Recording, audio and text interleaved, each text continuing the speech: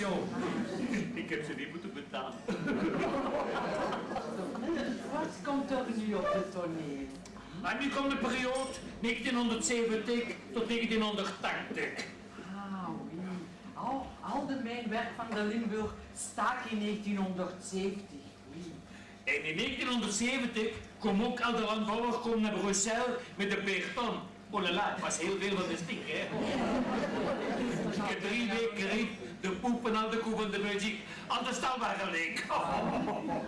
Maar op 18 november 1973, de stal waren terug vol met auto's. Want dan waren de eerste zondag los zonder auto.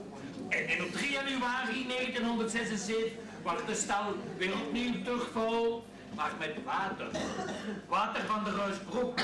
De water werd gesprongen uit de dijk in de stal.